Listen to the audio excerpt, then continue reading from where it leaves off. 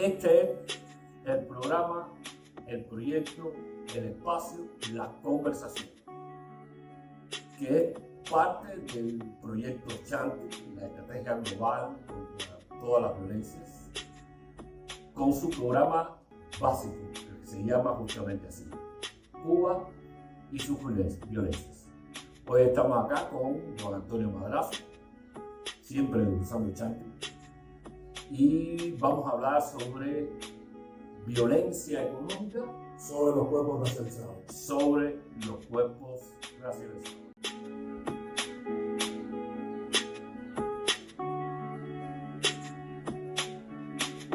La conversación, un espacio en Chanti, desde De Frente y el Consejo para la Transición Democrática. El tema, Cuba y sus violencias. Allí te queremos. Para conversar, en paz contra todas las violencias. Chanti es. Vamos a intercambiar sobre ese fenómeno fundamental, casi endémico de la sociedad cubana, que tiene que ver con todas sus formas de violencia. Madrazo nos va a ayudar a entender un poco por qué, de qué estamos hablando en este caso, cuando hablamos de violencia económica sobre los cuerpos racializados, y nos va a abrir la perspectiva de qué podemos hacer en el presente y hacia el futuro en esa dirección. Entonces, Madrazo, danos una pequeña pincelada y aquí generamos esta conversación de manera informal.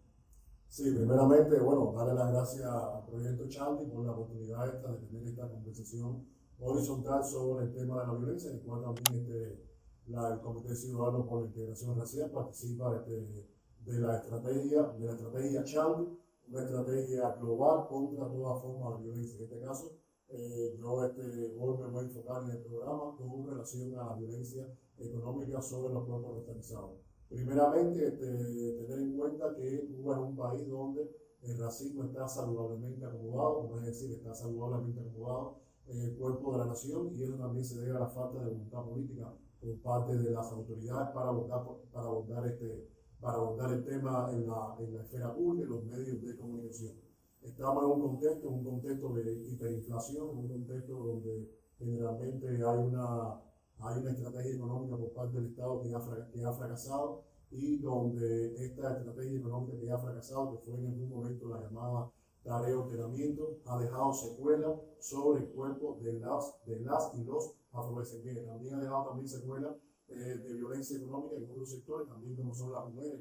Hay una feminización de la pobreza, pero otras activistas que participan de la estrategia pudieran hablar sobre esto. Voy a concentrarme solamente en el tema de la violencia económica que atraviesa los cuerpos racializados de la población afrodescendiente, pero por supuesto tiene un impacto también diferenciado sobre las mujeres.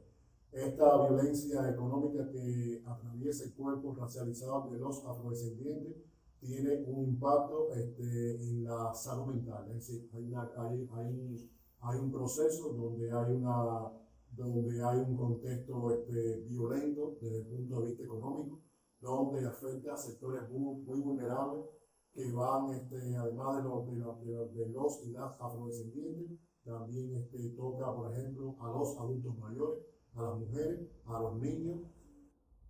Y en ese contexto, uno de los sectores más afectados por esta violencia económica son los afrodescendientes. ¿Por qué? Porque existen ambientes de apoyo que le dan fuerza a esta violencia económica. Tiene que ver, por ejemplo, con las condiciones del hábitat. Tiene que ver también con cómo están los afrodescendientes subrepresentados en la propia economía emergente. Es decir, ha habido en los últimos años algunos espacios, pudiéramos llamarlo de cierta forma luminosos, donde si los afrodescendientes y las afrodescendientes contaran con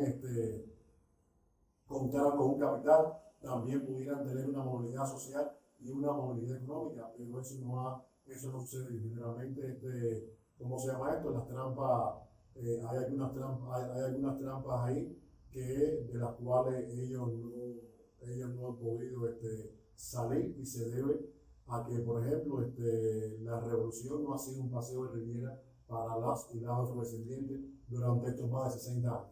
Y antes de la llamada revolución cubana, Madrazo, ¿cuántos barrios marginados, insalubres, como se le quiera llamar, había en Cuba?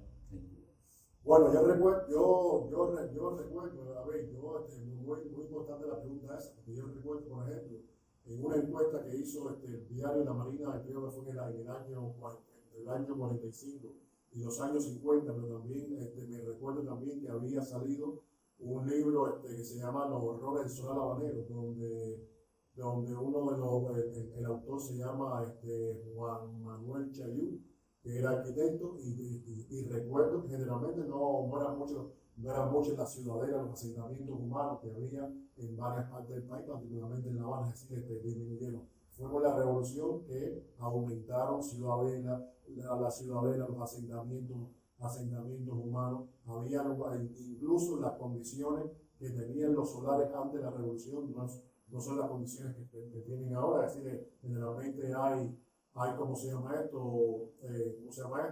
Información documental cómo era la vida en los años 40 y los años 50 en los solares habaneros, por supuesto, donde incluso había no eran solamente los afrodescendientes que habitaban ese espacio, también había personas blancos, los llamados blancos pobres de Cuba, pero el hábitat tras el triunfo de la llamada revolución como un movimiento sísmico que generalmente alteró la vida de casi la mayoría de quienes vivimos en esta isla.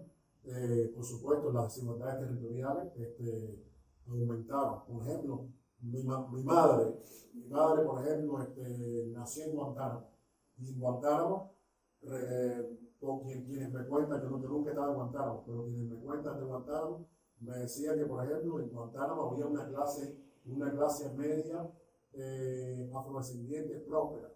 En Santiago de Cuba también me decía. Efectivamente, y entonces, por ejemplo, muchos trabajaban como empleados en la base naval de Guantánamo, incluso no todo era antillano, pero por ejemplo, había en Guantánamo mucha gente que generalmente venían de Barbados, que venían de Jamaica, pero también había muchos cubanos afrodescendientes, guantanameros, algunos descendientes de personas que huyeron tras la revolución de Haití, que eran prósperos en esa zona, y de esa prosperidad que hubo en Guantánamo en algún momento no se habla por ningún lugar.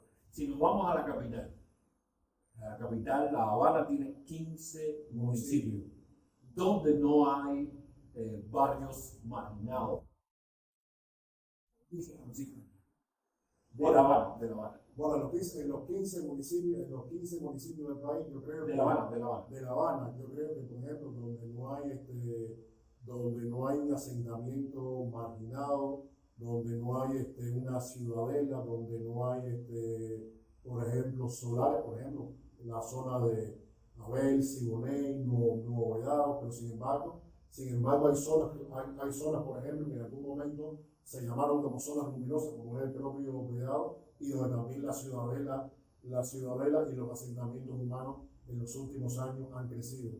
Pero además de eso, por ejemplo, muy recientemente, a raíz de los propios incidentes del 11 de julio, el Estado, a partir de la insubordinación racial que hubo con este estallido social, donde una gran mayoría de los protestantes fueron afrodescendientes, eso nadie lo puede negar, fueron afrodescendientes y respondieron los afrodescendientes de esa forma debido no solamente a la falta de respuesta, sino a la falta de voluntad política por parte del Estado, a la ignorancia, a la indiferencia por parte del Estado hacia la situación que tienen los afrodescendientes. Yo me recuerdo que, por ejemplo, yo recientemente revisité una película clásica de cine cubano, como es el caso de Cierta Manera, de Sara Gómez, donde la película se desarrolla en el antiguo barrio Las Yaguas, y generalmente esa situación de que tenía el barrio Las Yaguas en esa película se ha multiplicado, incluso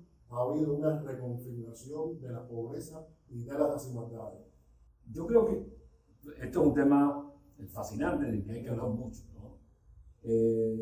Me gustaría de todo modo hacerte casi ya cerrando, una última pregunta en este sentido. Cuando hablamos de violencia económica frente a los cuerpos racializados, es decir, hacia las y los afrodescendientes, siempre viene la pregunta de qué ha hecho el Estado o qué no ha hecho el Estado para revertir esta violencia económica sobre las mayorías afrodescendientes en este país. Primeramente, no hay, ahora mismo ellos tienen un programa nacional de gobierno contra el racismo y la discriminación, que al final no funciona a favor de los y las afrodescendientes. Primeramente, no hay un debate público sobre las desigualdades que hoy afectan de forma diferenciada a los y las afrodescendientes, pero de ese mismo programa que, bueno, ya recientemente fue publicado en el sitio del Ministerio de Cultura, no hay un diseño de estrategia como política de acción afirmativa, como está sucediendo, por ejemplo, en algunos países, como es el caso de Brasil, como es el caso de Colombia, y como es el caso también de Ecuador, donde, por ejemplo, en Ecuador, en un lugar que se llama Esmeralda, hay un plan de acción donde los afrodescendientes y las afrodescendientes están participando de algo que, por ejemplo, hoy en Cuba se habla en algunos espacios que tienen que ver con el tema de la economía solidaria. La economía solidaria ha llegado tarde a Cuba, pero esa economía solidaria tampoco ha tocado la puerta de los y las afrodescendientes. Ni siquiera los y las afrodescendientes han pasado por un proceso de capacitación. Siempre quienes se benefician de esa economía solidaria, por supuesto, Cuba es un país que está saludablemente acomodado sobre la política del blanqueamiento. Y entonces, a las puertas de los afrodescendientes no ha llegado la economía solidaria.